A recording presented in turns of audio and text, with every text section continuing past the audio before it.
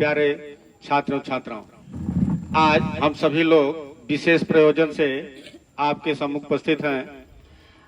उत्तर प्रदेश सरकार के द्वारा हर साल एक कार्यक्रम आयोजित किया जाता है बारिश के समय में, जिसको हम संचारी रोग के नाम से जानते हैं। प्रति वर्ष जो है संचारी रोग के माध्यम से पूरे प्रदेश में बहुत सारी महामारी बीमारी से लोग ग्रसित होते हैं और सरकार के भी हाथ पांव फूल जाते हैं, व्यवस्था नहीं कर पाती। इसलिए सरकार पहले से ही कदम उठाती है कि लोगों को जागरूक किया जाए। जन जन को जागरूक करने से ज्यादा बेहतर होता है हर स्कूल कॉलेज में स्टूडेंट को जागरूक कर दिया जाए, क्योंकि हर घर के किसी न किसी स्कूल कॉलेज में कोई न कोई छात्र जरूर पढ़ता है और इस माध्यम से ज्यादा लोग जागरूक हो जाते हैं। सरकार का यह प्रयास होता है। इस कारण से हम सभी लोग हर साल आपको समय समय पर क्लास में भी आपको इस बीमारियों से बचने के बहुत सारे तौर तरीके बताते रहते हैं। आज विशेष रूप से आपसे बात कर रहे हैं। असल में संचारी रोग है क्या? संचारी रोग का तात्पर्य यह है कि जो एक व्यक्ति से दूसरे व्यक्ति में किसी भी माध्यम से बीमारी फैल जाए या रोग फैल जाए, वही संचारी रोग है। माध्यम कोई भी हो सकता है, वायु हो सकता है, जल हो सकता है, या किसी भी प्रकार के जीव जंतु हो सकते हैं, इंसेक्ट कीड़े मकोड़े हो सकते हैं। इनके माध्यम से बीमारियां फैल सकती हैं। बारिश का समय जो है पूरे वर्ष में सबसे ज्यादा रोगों के लिए अनुकूल परिस्थिति बनती है। उसका कारण क्या है कि हाई टेम्परेचर, ज्यादा तापमान और हाई ह्यूमिडिटी के कारण से बहुत सारे रोगाणुओं के लिए उचित परिस्थितियां हो जाती हैं और ज्यादातर बीमारियां और रोग जो हैं वो गंदे जलों में पनपते हैं। गंदे जल जो है वो उनका आवास होता है, वहां पर वो पनपते हैं, उगते हैं और विकास करते हैं। बारिश में तेज बारिश होने के कारण हमारे घर के अगल बगल यदि कहीं गंदा पानी है, नाला का पानी है, सड़ गल रहा है, तो वह फैल करके चारों तरफ उसके रोगाणु फैल जाते हैं। हम पैदल भी चल रहे हैं, नंगे पांव भी चल रहे हैं, तो उस गंदगी को हम अपने घरों तक ला देते हैं और लापरवाही करके हम अपने किचन तक भी पहुंचा देते हैं। बचा खुचा जो है इस बारिश के मौसम में जो कीड़े मकोड़े होते हैं, विशेष करके मक्खी और मच्छर, बहुत सारे जीव जंतु होते हैं, लेकिन विशेष रूप से हम मक्खी और मच्छर की बात कर रहे हैं। मक्खियां हर गंदे स्थानों पर बैठते हैं और वहां से आकर के आपके घरों तक, जहां भी आप खाना खाएंगे, खाना का कुछ भी कण गिरा रहेगा, वो उनका भी भोजन है। तो मक्खियां वहां पर अपने आप निमंत्रण उनको मिल जाता है और वो इनवाइट हो जाती हैं, भोजन की तलाश में आती हैं। और यदि आपके बर्तन पड़े हैं, खाना खुला हुआ पड़ा हुआ है, कोई भी भोज्य सामग्री यदि पड़ा हुआ है, तो कहीं पर भी वो बैठेंगे और गंदे स्थानों से आकर के आपके किचन तक, भोजन तक वो पहुंच जाते हैं। और सबसे ज्यादा बीमारी जो है हमारे भोजन और पानी से हमको होता है। पेट से संबंधित ज्यादातर बीमारियां होती हैं। छोटे बच्चों में डायरिया और डिसेंट्री इसी कारण से होता है। छोटे बच्चे रेंग करके जमीन पर जो चलने वाले होते हैं, हर समय अपनी अंगुली जो है मुंह में डालते रहते हैं, धूल मिट्टी गंदगी में।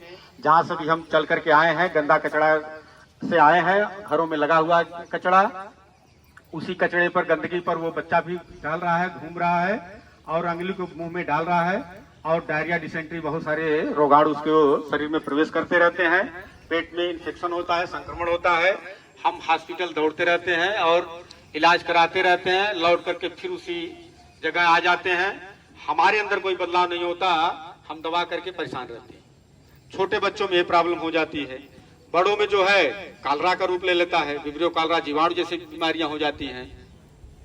ऐसे बहुत सारी बीमारियां हैं। जैसे आजकल जो है टाइफाइड हर घरों में कॉमन है, केवल और केवल यह दूषित भोजन और पानी की वजह से है। और यह जो है ऐसा नहीं कि हम लोग जानते नहीं, लगभग सभी लोग जानते हैं, लेकिन केवल एक गलत आदत की वजह से या हमारी लापरवाही की वजह से ऐसा होता है कि हम विशेष ध्यान नहीं दे पाते। हमने आपको पहले ही बताया कि बारिश के समय में हमको विशेष रूप से ध्यान देना है। 12 महीने की तुलना में बाकी 3-4 महीना जो है इसमें आपको विशेष ध्यान देना है, जुलाई, अगस्त, सितंबर और अक्टूबर तक, क्योंकि यही जो है 12 महीने के ज्यादातर बीमारियां इसी समय में फैलती हैं। तो मक्खी और मच्छर के नाते बहुत सारी बीमारी हो जाएंगी। बहुत सारे लोगों की आदत खराब है कि भोजन पानी कर रहे हैं और बिना हाथ धुले कर रहे हैं, तो उनके हैबिट में आदत में पड़ जाती है। और बहुत सारे लोग जो है, जैसे हम लोग भी हैं, कहीं भी भोजन अगर कर रहे हैं तो सबसे पहले पानी खोजेंगे, बिना हाथ धुले खाना नहीं खाएंगे, अंदर से मन घिन आता है। जैसे बचपन से ऐसी हैबिट पड़ी हुई है, जैसी आपकी हैबिट पड़ी रहेगी, आदत पड़ी रहेगी, वैसे ही आप रिएक्ट करेंगे, वैसे ही आप व्यवहार करेंगे, वैसे आप होंगे और वैसे ही समस्या आपके जीवन में भी आएगी।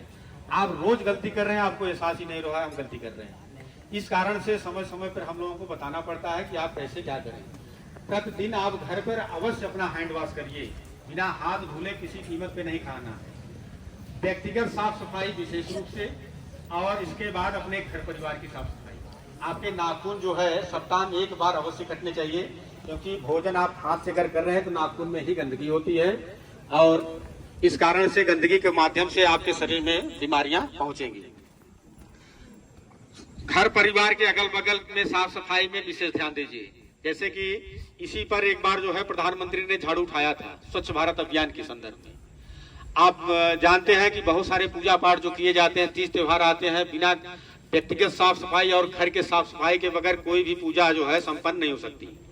उन सबके जड़ में आप जाएंगे तो सबके मूल जड़ में जो है यही विज्ञान छुपा हुआ है।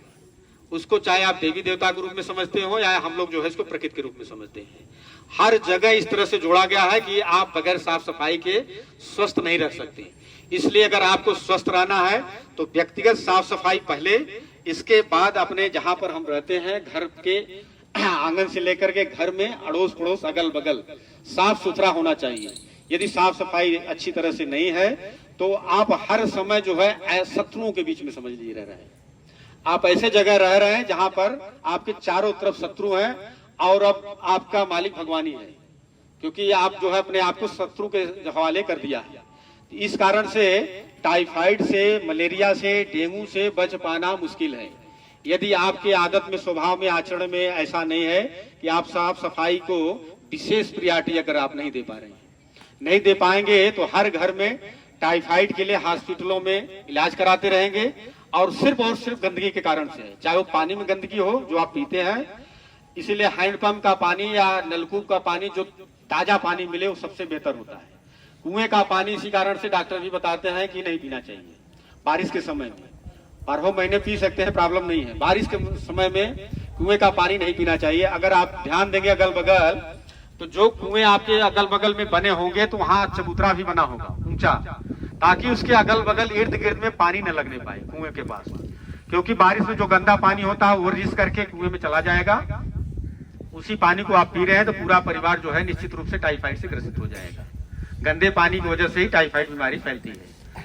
और दूसरी बीमारी इस समय की सबसे भयानक है मलेरिया। मलेरिया जो है यह मच्छर के काटने से होता है। मच्छर जो है गंदे पानी में ही अपने अंडे बच्चे देते हैं। उनके जितने संतान, जितनी पीढ़ियां रहते हैं सब गंदे जगह पर रहती हैं। यदि आपके घर पर अगल बगल में खुले में गंदगी बह रही है या गंदगी इकट्ठा है तो निश्चित रूप से कि आप बच नहीं पाएंगे।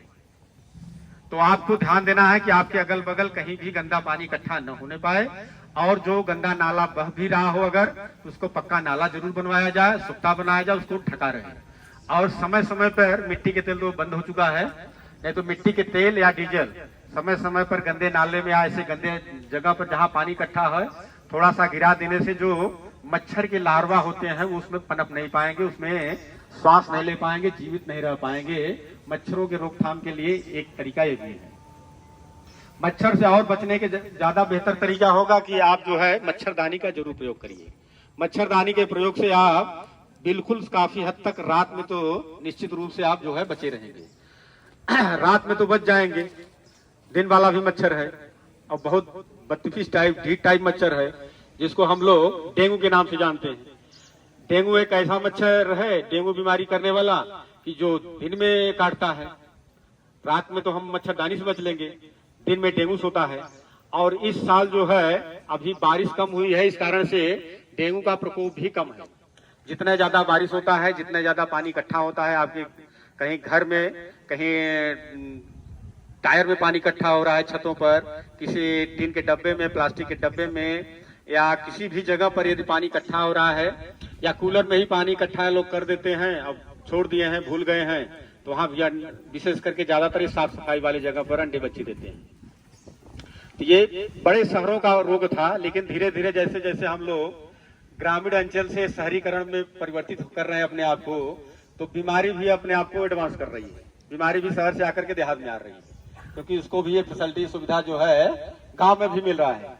इस कारण से आपको स्वच्छ पानी पर भी ध्यान देना है कि कहीं कहीं बाल्टी में पीने वाला पानी भी 2-2, 4-4, 5 दिन इकट्ठे आप रखे रहेंगे, वहां भी इनका जगह बन जाएगा डेंगू वाले मच्छर का।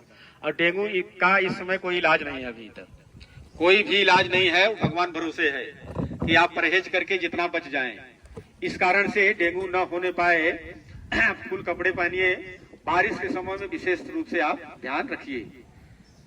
इसी के साथ मैं अपनी बाड़ी को समाप्त दे रहा हूँ। आगे जो है